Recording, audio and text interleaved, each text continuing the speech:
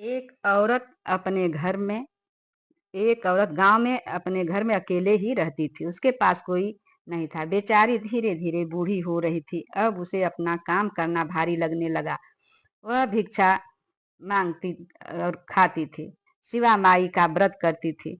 जब जीवित पुत्रिका का व्रत का समय आया तो वह पहले से ही दुहाई देने लगी। हे जीवतिया माई, हमको भी आह अलम दीजिए, हम कैसे रहेंगे।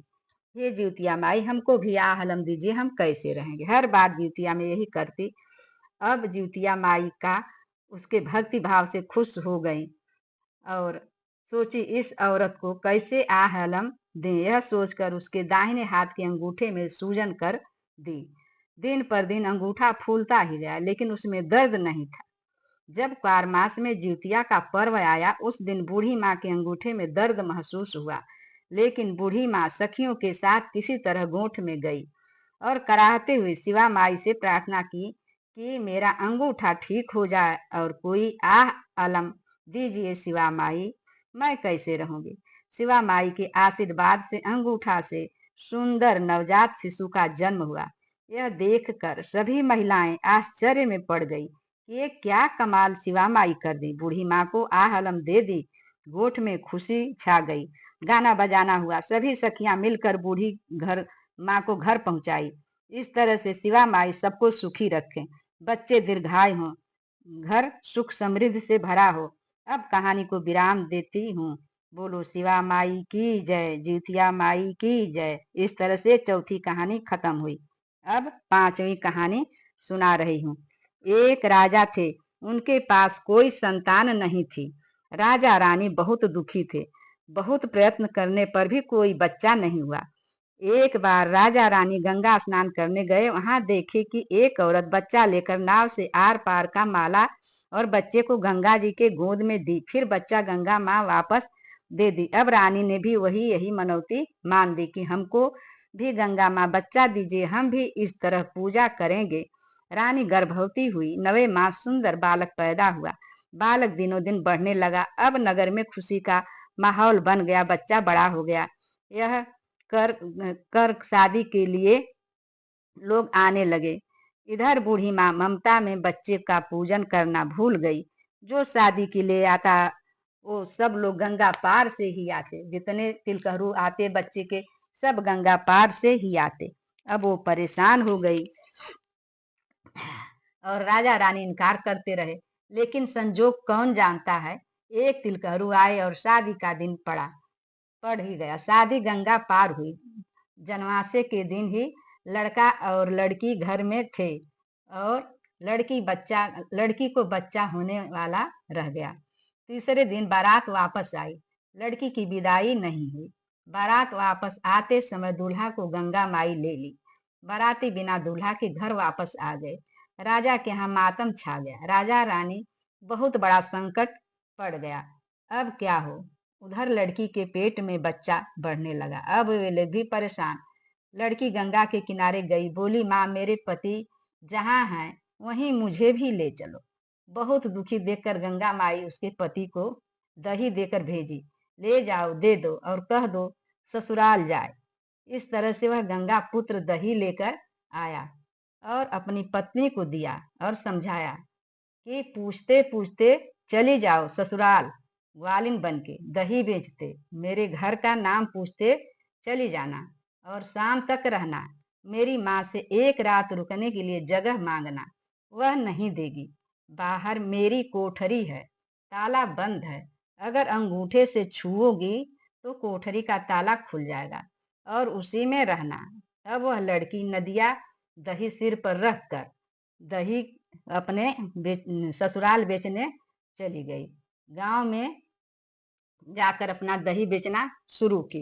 गांव वालों से बोली, माँ दही ले लो, माँ दही ले लो, बहुत अच्छी दही है। रानी बोली, क्या करूंगी, मेरा बेटा गंगा जी ले ली, तब से मुझे कुछ अच्छा नहीं लगता है। अब बहू जो थी धीरे धीरे सब पूछने लगी।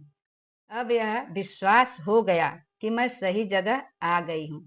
आपस में बहुत बातें हुई। शाम हो गई। दही वाली बोली, माँ अब तो शाम हो गई, मुझे रहने के लिए जगह दे देती। इस रानी ने कहा, वही एक कमरा है, मेरा बेटा बंद किया है, किसी से नहीं खुलता है, अगर खुल जाए तो खोल के ले लो। इतना कहने पर वह गई और अंगूठे से कमरे को छू दिया। दरवाजा खुल गया। राजा रानी टोला पड़ोस सब लोग देखकर आश्चर्य में पड़ गए। ये कैसे खुल गया? लोग पूछे, क्या जादू जानती हो? वह बेचारी सिर झुका ली। रानी बोली, चलो खुल गया, एक रात रह लो। अब बहू को अब खुल गया, एक रात रह लो। अब बहू को कोठरी में गई तो उसको रात को बच्चा पैदा हो गया। अब रानी भी क्या करती, कुछ खाने पीने को दी। धगरिन बुलवा के बच्चे का देखभाल करवाई। गंगा माई उसके पति का नाम हरि रखा था। जब रात हुआ तो गंगा माई हरि से बहू के लिए सुंदर भोजन, बच्चे के लिए कपड़े भेजवाई। बहू खाना खाती, जो बच जाता उस भोजन को धगरिन को देती। धगरिन रानी से बोली, ये बहू जो है रात का बच्चा हुआ खाना मुझे देती है, बहुत स्वादिष्ट रहता है। रानी बोली, पता करो कौन देता है। तब धगरिन रात में जागती रही और जब हरि खाना लेकर आया तो पहचान गई। सुबह रानी से बोली, ये आपका ही बेटा है। बहू, आपका बेटा रात में खाना लेकर आया था। अगर आप देखना चाहें तो रात में जाग कर देख लें। यह सुनकर रानी की बेचैनी बढ़ गई। अब वे रात की इंतजार करने लगी। रात हुई और हरि जैसे ही कोठरी के पास खड़ा हुआ, रानी उसके पैर पर गिर पड़ी। बोली, बेटा तुम अब मत जाओ, मैं कितनी परेशान रहती हूँ, अब यहीं रहो। बेटा बोला, छोड़ दो मुझे, तुम गंगा माई का कहना नहीं मानी, इसीलिए तुम्हें यह दिन देखना पड़ा। अब वहीं जो करेंगी वही होगा। भोजन बहुत माँ बहुत रोने लगी तो हरि बोला, ठीक, इसकी बरही करो और उसमें गंगा माँ को निमंत्रण भेज दीजिए। जब गंगा माई आएगी तो उनके साथ मैं भी आऊंगा और आप गंगा माई की खूब सेवा करिएगा और बहू से बोल दीजिएगा कि बच्चा को छूकी काट काट कर खूब रुलाए। जब बच्चा बहुत रोएगा तो गंगा माई पूछेगी कि बच्चा क्यों रो रहा है। तब आप बोलेंगी कि क्या करें गंगा माई, लड़कवा बाप मांग रहा है और लड़के के बाप नहीं है, इसीलिए बच्चा रो रहा है, मैं क्या करूं। यह सुनकर गंगा माई को दया आएगी और वे हमें सदा के लिए छोड़ देंगे। यह कर वह चला गया। अब रानी समझ गई कि यह मेरी बहू है और तब से और इज्जत करने लगी। बरही का समय आ गया, सबको न्योता दी, गंगा माई को भी न्योता दी। गंगा माई हरि के साथ लेकर न्योते में आई। सब लोग पैर छुए और अच्छा आसन दिया, सेवा भाव करने लगे। तभी जोर जोर से रोना शुरू किया। बच्चे की रुलाई सुनकर गंगा माँ बोली, बच्चा क्यों रो रहा है?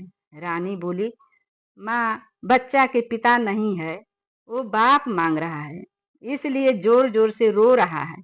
इस पर गंगा माँ मुस्कराई और हरि की तरफ देखी, पीठ ठोक के बोली, जाओ हरि, अपने परिवार में खुशी सुखी रहो। इस तरह से राजा रानी का कल्याण हुआ और सुखपूर्वक रहने लगे। गंगा अपने स्थान को चली गई। अब कहानी को विराम देती हूँ। इस तरह से शिवा माई सबकी मनसा पूर्ण करें। बोलो गंगा माई की जय, शिवा माई की जय, जीवतिया माई की जय। अब इस तरह से पांचवी कहानी खत्म हुई। अपनी कहानी को मैं विराम देती हूँ।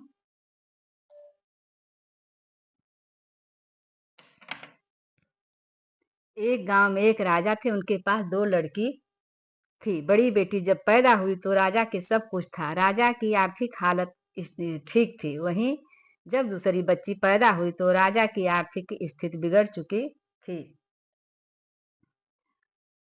इसलिए बड़ी का नाम सुखी और छोटी का नाम दुखी रखा गया। जब दोनों लड़कियां शादी योग्य हुई तो सुखी को राजघराना मिला और दुखी को लाख कोशिश करने के बाद भी गरीब घर मिला। दोनों बहन पास में ही थी। बड़ी बहन के घर छोटी बहन नौकरी करने लगी। सूखा बहन के घर दुखी बहन झाड़ू पोछा उसके घर का सारा काम करती। उसके बदले में जो कुछ बहन देती वही लेके चली आती।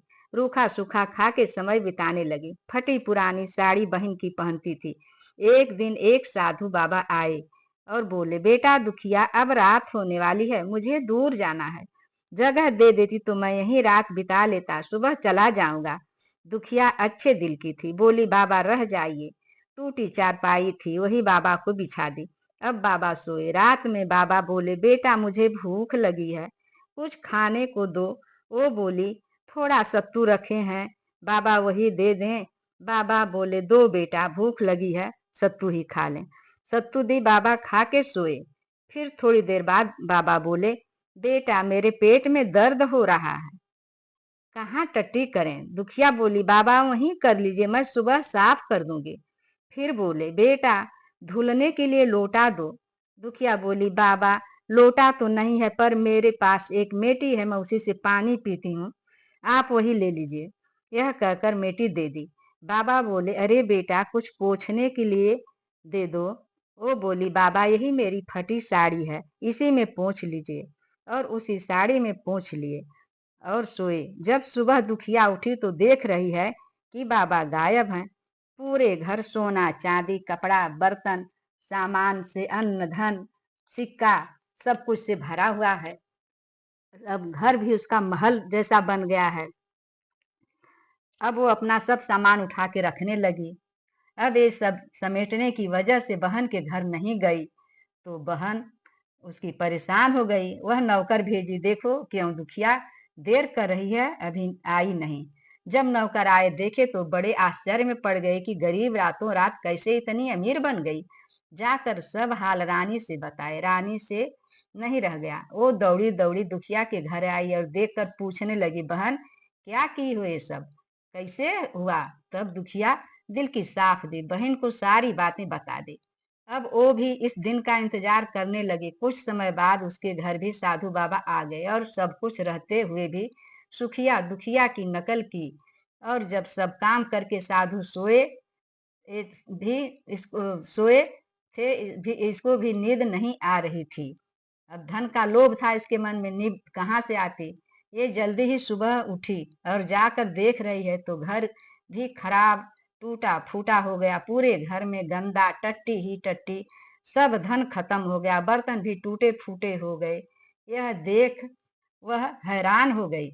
दौड़ी दौड़ी बहन के पास गई और बोली, क्या बता दी, मेरा सब चौपट हो गया। छोटी बहन बोली, बहन जिमुत बाहन बाबा थे न, आप झूठ बोली इसलिए आपका सब खराब हो गया, और मैं सच बोली थी इसलिए मेरा सब अच्छा हुआ। फिर भी कोई बात नहीं है, आप भगवान का पूजा करिए, जीत मंथन बाबा का पूजा करिए, सब अच्छा हो जाएगा। चलो हम लोग शिवा माई का व्रत किया जाए, फिर सब अच्छा हो जाएगा। ऐसे भगवान भक्तों की परीक्षा लेते हैं। अब ये तीसरी कहानी को विराम देती हूँ। बोलो शिवा माई की जय, जिमुत वाहन बाबा की जय।